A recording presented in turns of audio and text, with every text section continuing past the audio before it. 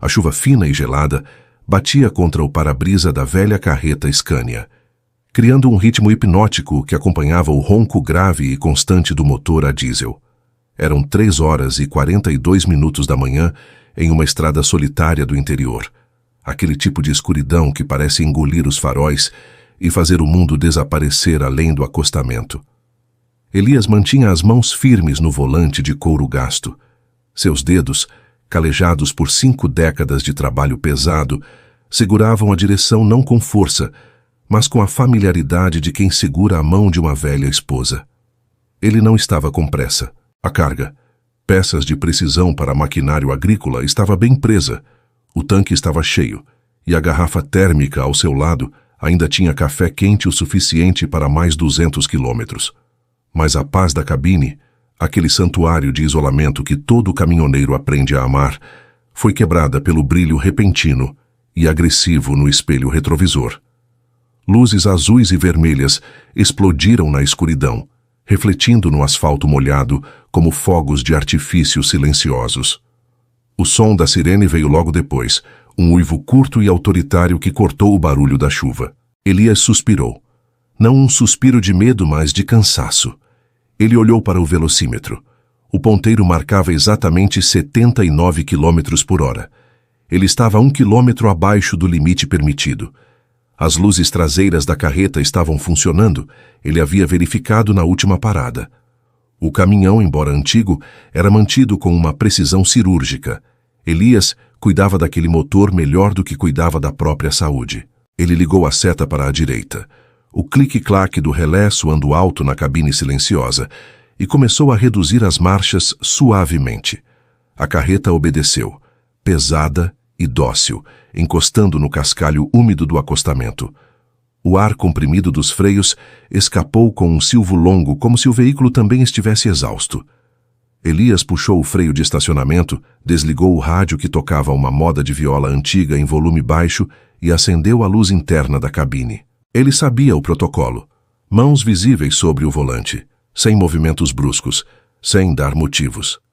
Pelo espelho lateral, ele viu a viatura parar logo atrás. Era um modelo novo, um SUV grande e imponente, com luzes de LED tão fortes que chegavam a doer a vista. A porta do motorista se abriu e uma bota preta, lustrosa e impecável, tocou a lama do acostamento com nojo evidente. O policial que desceu parecia ter saído de um cartaz de recrutamento, mas sua postura não transmitia segurança, transmitia arrogância. O queixo estava erguido num ângulo de desafio, o boné perfeitamente alinhado, e a mão direita repousava sobre o coldre da pistola de forma ostensiva, como se estivesse entrando em uma zona de guerra e não abordando um senhor de 65 anos numa estrada deserta. O oficial caminhou devagar até a cabine, iluminando a lateral do caminhão com uma lanterna tática potente. O feixe de luz varreu os pneus, o tanque de combustível, a placa traseira, buscando qualquer falha, qualquer desculpa. Não encontrando nada óbvio, ele subiu no estribo e bateu no vidro com a ponta de metal da lanterna. O som foi seco e violento, desnecessário. Elias baixou o vidro lentamente, deixando o ar frio da madrugada entrar junto com o cheiro de ozônio e terra molhada. "Boa noite, oficial", disse Elias com a voz rouca e calma. O policial não respondeu de imediato. Ele apontou a lanterna diretamente para os olhos de Elias, cegando-o momentaneamente. Elias piscou, mas não desviou o rosto. Ele conhecia aquele tipo de silêncio. Era uma tática de dominação. O oficial queria que ele ficasse nervoso, que começasse a balbuciar desculpas ou perguntas. Mas Elias permaneceu imóvel, as mãos ainda descansando relaxadas sobre o arco superior do volante. "Documentos", disse o oficial finalmente. A voz era jovem, mas carregada de um desdém artificial. Ele leu o nome na tarjeta do uniforme. Tenente Meireles. Elias moveu a mão direita devagar, indicando o porta-luvas superior. "Vou pegar minha carteira e os documentos da carga no compartimento acima", avisou Elias, narrando seu movimento para evitar qualquer mal-entendido. O tenente Meireles apenas grunhiu, acompanhando a mão de Elias com o feixe de luz como se fosse a mira de um rifle. Elias retirou a pasta de couro, velha, mas organizada, e a estendeu pela janela. O policial pegou os papéis com um movimento brusco, quase arrancando-os da mão do motorista. Ele se afastou um passo, ficando na chuva, e começou a folhear os documentos sob a luz da lanterna. Ele verificou a habilitação, o registro do veículo, a nota fiscal da carga, o seguro obrigatório. Tudo estava em ordem. A frustração no rosto do tenente tornou-se visível. Ele queria encontrar algo. Ele precisava encontrar algo. Aquela noite estava tediosa, e nada alimentava mais o ego de uma pequena autoridade entediada do que exercer poder sobre alguém que ele considerava inferior. Desça do veículo, ordenou Meireles. Elias franziu a testa ligeiramente. Há algum problema com a documentação, tenente? Perguntou ele educadamente. Eu disse para descer do veículo, repetiu Meireles, elevando a voz. Quero fazer uma inspeção na cabine. Senti cheiro de álcool. Elias sabia que aquilo era uma mentira absoluta. Ele não bebia uma gota de álcool há 30 anos. Mas discutir ali, no meio do nada, com um homem armado e cheio de prepotência, não era sábio. Com um suspiro resignado, Elias abriu a porta e desceu. Suas botas velhas de trabalho aterrissaram na lama. Ele era um homem alto, com ombros largos que, embora curvados ligeiramente pela idade, ainda denotavam uma força física considerável. Ele vestia uma calça jeans desbotada, uma camisa de flanela xadrez e um colete de nylon azul marinho.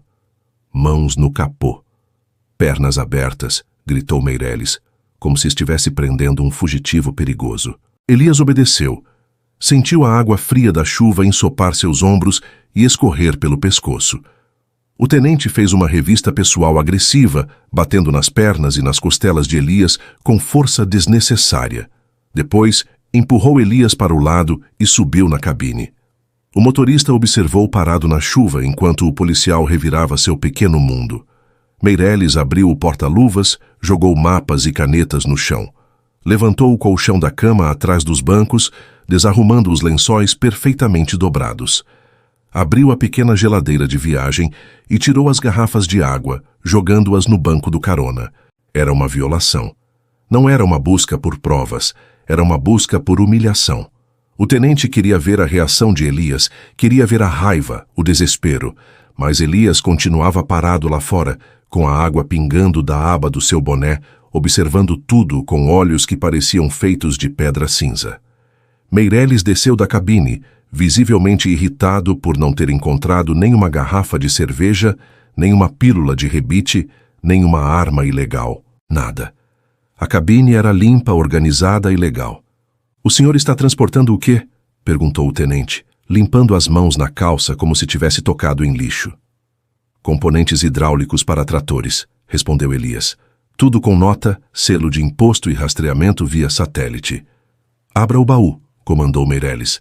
"Tenente, a carga é lacrada. Se eu romper o lacre sem a presença de um fiscal da Receita, a transportadora paga uma multa de R$5.000 e eu perco o frete", explicou Elias, mantendo a voz nivelada. "O senhor tem autoridade para romper, mas precisa preencher o formulário de vistoria e assinar a quebra do lacre." O rosto de Meireles ficou vermelho. A menção às regras dita de forma tão calma por um simples caminhoneiro soou como um insulto aos seus ouvidos. "Você acha que vai me ensinar a fazer meu trabalho, velho?" Cuspiu Meireles, aproximando-se de Elias até que seus narizes estivessem a centímetros de distância. "Eu sou a lei nesta estrada. Se eu mandar você abrir, você abre. Se eu mandar você lamber o asfalto, você lambe. Entendeu?" "Entendi", disse Elias. "Mas se o senhor romper o lacre sem o formulário, será um procedimento irregular." Meireles riu, uma risada seca e sem humor. Ele caminhou até a traseira do caminhão, sacou um canivete tático do cinto e, com um golpe violento, cortou o lacre de metal numerado. O metal tilintou ao cair no asfalto. "Abre!" gritou ele. Elias caminhou até a traseira. Suas mãos tremeram levemente, não de medo, mas daquela adrenalina contida que precede uma explosão. Ele respirou fundo, sentindo o ar gelado encher seus pulmões, e destravou as portas pesadas do baú. Ele as abriu, revelando caixas de madeira empilhadas sobre paletes, todas perfeitamente amarradas com cintas de nylon. Meireles iluminou o interior. Tira aquela caixa ali, ordenou o tenente, apontando para uma caixa no fundo, a mais difícil de alcançar. Isso vai exigir uma empilhadeira, tenente. Pesa mais de 200 quilos, disse Elias. Dê um jeito. Ou vou apreender o veículo por obstrução e desacato, e você vai passar a noite na cela, enquanto seu caminhão apodrece no pátio. Elias olhou para o oficial. Por um segundo, a máscara de calma quase caiu.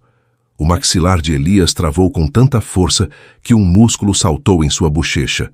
Ele olhou para as próprias mãos, grandes e fortes. Ele sabia exatamente o que poderia fazer. Ele sabia quanto tempo levaria para desarmar aquele garoto arrogante.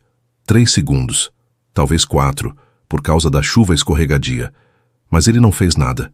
Ele engoliu o orgulho, um gosto amargo e familiar. Vou tentar mover as caixas da frente, disse Elias. Pelos próximos 20 minutos, sob a chuva incessante, Elias trabalhou.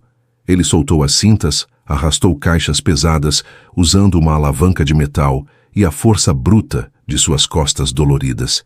O suor se misturava com a chuva em seu rosto. Sua respiração formava nuvens brancas no ar frio. Meireles assistia encostado na viatura, protegido da chuva pela porta aberta do porta-malas do SUV, fumando um cigarro eletrônico e mexendo no celular. Ele nem olhava para o esforço de Elias. O prazer dele estava em saber que o outro estava sofrendo sob seu comando.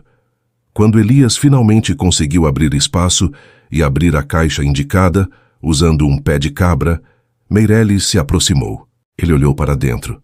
Eram apenas pistões de metal envoltos em plástico bolha e óleo protetor. Nada mais. Satisfeito, tenente? Perguntou Elias, ofegante, limpando o suor da testa com as costas da mão suja de graxa. O policial olhou para a bagunça que tinha feito Elias criar. As cintas soltas, a carga desorganizada. Satisfeito não, disse Meireles.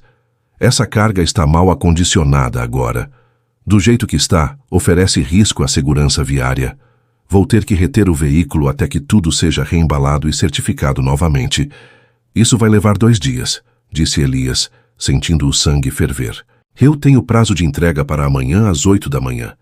É para uma cooperativa agrícola que está parada esperando essas peças para a colheita. Problema deles. E problema seu, retrucou Meireles, dando de ombros. Me dê seus documentos de novo. Vou lançar a infração no sistema e chamar o guincho. Elias fechou os olhos por um momento. A chuva batia em suas pálpebras. Ele pensou em sua vida. Pensou em quem ele era de verdade. Pensou na promessa que tinha feito a si mesmo de viver uma vida simples, longe das complexidades do seu passado. Mas há um limite para o quanto um homem pode se curvar antes de quebrar. E Elias não era feito de vidro. Ele era feito de aço temperado. Tudo bem, disse Elias. A voz dele mudou. Não estava mais rouca ou submissa. Estava fria, cristalina e cortante como uma lâmina cirúrgica. O que você disse? Perguntou Meireles, parando no meio do caminho para a viatura. Eu disse tudo bem, repetiu Elias, erguendo a cabeça e olhando nos olhos do tenente. Mas antes de o senhor lançar meu nome no sistema, eu gostaria de fazer uma ligação. É um direito meu. Você não tem direitos aqui, velho. Eu te dou direitos se eu quiser. Elias ignorou a provocação. Ele enfiou a mão no bolso interno do colete, devagar, e tirou um celular antigo, um modelo robusto e simples, nada de smartphone de última geração. Se o senhor inserir meu CPF no sistema da Polícia Rodoviária com a intenção de apreensão, vai gerar um alerta de nível federal. Isso vai bloquear o seu terminal e enviar uma notificação imediata para a Corregedoria e para o Gabinete de Segurança Institucional.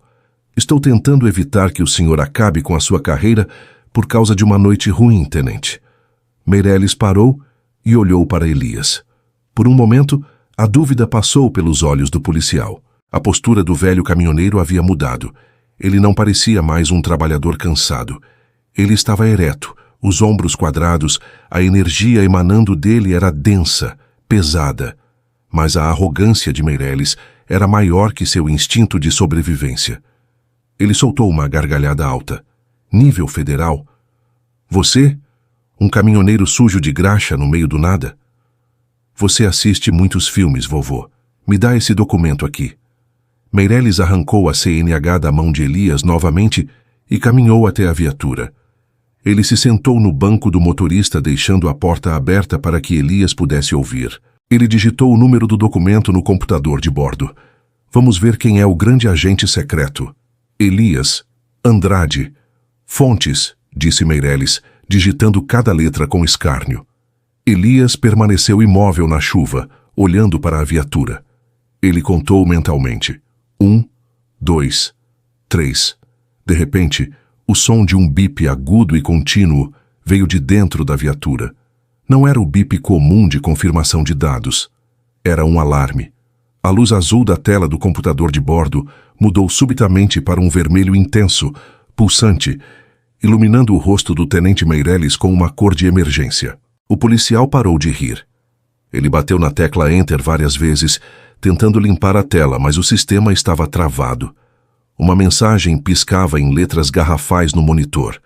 Meireles apertou os olhos para ler, e sua expressão passou de deboche para confusão, e depois para um medo genuíno e primitivo. O rádio da viatura, que até então estava chiando com conversas banais de outros patrulheiros, ficou subitamente silencioso. Então, uma voz cortou o silêncio. Não era a voz da operadora local. Era uma voz masculina, grave, com uma clareza de áudio digital cristalina. Atenção, unidade 479. Identifique-se imediatamente. Código de prioridade Alfa 0. 1. Repito, identifique-se e informe a situação do portador do documento final 886. Meireles olhou para o rádio, depois para Elias, depois para o rádio de novo. Suas mãos tremiam agora, visivelmente. Ele pegou o microfone, mas sua garganta estava seca. Aqui é o tenente Meireles. Patrulhamento de rotina na BR. Quilômetro 300 e... Tenente Meireles, a voz no rádio o cortou fria e imperativa. O senhor iniciou um protocolo de detenção contra o general de exército Elias Andrade Fontes, reformado, membro do Conselho de Segurança Nacional e consultor sênior de logística estratégica. A palavra general pairou no ar úmido da noite como um trovão. Meireles sentiu o estômago despencar. Ele olhou para o velho na chuva, o homem de calça jeans e camisa de flanela, o homem que ele havia humilhado, empurrado e feito carregar caixas na lama. Eu não sabia, o sistema não, gaguejou Meireles. A voz no rádio continuou implacável. O status do portador é protegido. O senhor violou o protocolo de segurança. Permaneça no local. Uma unidade da Polícia do Exército e o seu comandante de batalhão já foram acionados e estão a caminho. Não se aproxime do veículo-alvo. Não interaja com o portador. Coloque suas mãos no volante e aguarde. A conexão caiu com um clique seco. O silêncio voltou, mas agora era um silêncio aterrorizante para o tenente. A tela vermelha continuava pulsando dentro da viatura. Meireles olhou para Elias pelo para-brisa. Elias não estava sorrindo. Ele não estava fazendo gestos de vitória. Ele apenas caminhou calmamente até a porta da viatura. Meireles encolheu-se no banco, como se o velho fosse capaz de cuspir fogo. Elias encostou o braço na porta aberta da viatura e se inclinou para olhar nos olhos do rapaz. Eu tentei te avisar, filho, disse Elias, num tom quase paternal, mas carregado de uma autoridade esmagadora. Não sobre quem eu sou. Títulos não importam na estrada. Mas sobre respeito. Você achou que a farda te dava o direito de ser um tirano com quem trabalha. Você esqueceu que o poder é um empréstimo, não uma propriedade. Mas o senhor é general. Por quê? Por que dirige um caminhão velho? Perguntou Meireles, a voz falhando, lágrimas de pânico se formando nos cantos dos olhos. Porque eu gosto, respondeu Elias, olhando para sua Scania com carinho. E porque me lembra de onde eu vim, antes das medalhas e dos gabinetes. Meu pai era caminhoneiro. Eu paguei minha faculdade militar dirigindo. E nas estradas, tenente, a gente aprende que todo mundo tem uma história. Aquele caminhoneiro que você humilha pode estar levando o remédio que vai salvar sua mãe no hospital. Ou pode ser o homem que treinou o comandante do seu comandante. Luzes surgiram no horizonte. Não apenas uma ou duas viaturas, mas um comboio. Luzes vermelhas da Polícia do Exército, luzes azuis da Polícia Rodoviária Federal. O som das sirenes crescia rapidamente. aproximando-se como uma tempestade. Elias se afastou da viatura e voltou para o seu caminhão. Ele não fugiu. Ele pegou um pano limpo, secou o rosto e as mãos. Depois pegou a garrafa térmica e serviu uma xícara de café fumegante. Ele ficou ali, encostado no para-choque dianteiro da sua Scania, bebendo seu café calmamente enquanto o circo se armava ao seu redor. O comboio parou, cercando a cena. Homens fardados, armados com fuzis, desceram rapidamente, formando um perímetro de segurança. Um coronel da polícia militar desceu de um carro oficial, ajustando a boina nervosamente, e correu em direção a Elias. Atrás dele, 2 oficiais da polícia do exército marchavam com passos duros. O coronel parou diante de Elias e prestou uma continência vigorosa perfeita. General Fontes, o coronel Siqueira, comandante do batalhão rodoviário, apresentando-se. Peço perdão pelo incidente. É uma falha imperdoável. Elias terminou seu gole de café antes de responder. Ele devolveu a continência de forma relaxada, mas correta. Descansar, coronel, disse Elias.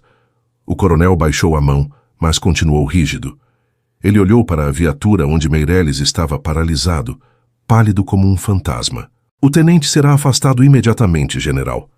Processo administrativo sumário. Abuso de autoridade, negligência e abordagem indevida a oficial superior.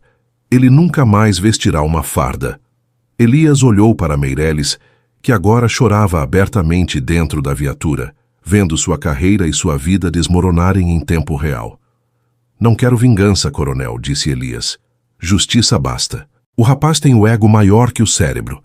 Ele precisa aprender que a autoridade serve para servir, não para oprimir. Que ele seja processado pelo que fez à minha carga e pelo abuso, não pelo meu título. Se eu fosse apenas o João da Silva, motorista anônimo, ele teria feito a mesma coisa e saído impune. É isso que precisa mudar. Sim, senhor. Compreendido, senhor. Elias apontou para a carga bagunçada e exposta à chuva. E, coronel, meus pistões estão molhando. E eu tenho um prazo. Imediatamente, gritou o coronel. Soldados, recubram a carga. Agora! 4 policiais correram para a traseira do caminhão de Elias. Sob a chuva, eles puxaram as lonas, prenderam as cintas e organizaram a bagunça que o tenente havia criado. Trabalharam com uma eficiência impressionante. Em 5 minutos, o caminhão estava pronto para a viagem, melhor do que antes. Um oficial da polícia do exército trouxe um novo lacre e um documento. Senhor, lacre de segurança diplomática aplicado. O senhor tem livre passagem em qualquer posto até o destino. Obrigado, capitão, disse Elias. O coronel Siqueira se aproximou novamente. General, gostaríamos de oferecer uma escolta até o limite do estado, para garantir que não haja mais contratempos. Elias sorriu, um sorriso genuíno dessa vez. Ele jogou o resto do café no chão e fechou a garrafa térmica. Não precisa, coronel. Eu conheço essa estrada melhor do que ninguém. E gosto da solidão. Apenas certifique-se de que aquele rapaz ali na viatura entenda o peso do erro dele. Não destrua a vida dele, mas garanta que ele nunca mais tenha poder sobre um cidadão comum, até que aprenda a ser um cidadão decente. Pode deixar, general. Elias subiu na cabine. O banco parecia ainda mais confortável agora. Ele girou a chave e o motor diesel acordou com um rugido poderoso, vibrando através do chassi. Ele ligou os limpadores de para-brisa, limpando a água e a visão do mundo lá fora. Ao engatar a marcha e soltar o freio, Elias olhou pelo retrovisor uma última vez. Ele viu o tenente Meireles sendo retirado da viatura, sem o cinto de utilidades, sem o boné, sendo algemado por seus próprios colegas. Era uma imagem triste, mas necessária. A arrogância tem um preço, e a fatura sempre chega. A Scania voltou para a pista ganhando velocidade. O asfalto molhado brilhava sob os faróis. Elias aumentou o volume do rádio. A moda de viola continuava, falando sobre a vida simples do campo, sobre honra e trabalho. Ele sorriu, sentindo a estrada abraçá-lo novamente. Ele não era o general Fontes ali. Ele era apenas Elias, um homem, um caminhão e o horizonte infinito. E ninguém, absolutamente ninguém, iria tirar isso dele. A quilômetros dali, o sol começava a querer rasgar a escuridão no leste, prometendo um dia claro. Elias sabia que chegaria no horário. A cooperativa teria suas peças. A colheita seria salva. E em algum lugar, um ex-tenente estaria aprendendo a lição mais dura de sua vida. Nunca julgue o livro pela capa e nunca, jamais, subestime um homem que tem calos nas mãos e tranquilidade no olhar. Porque são esses os que seguram o mundo nas costas. E quando eles decidem soltar o peso, o chão treme.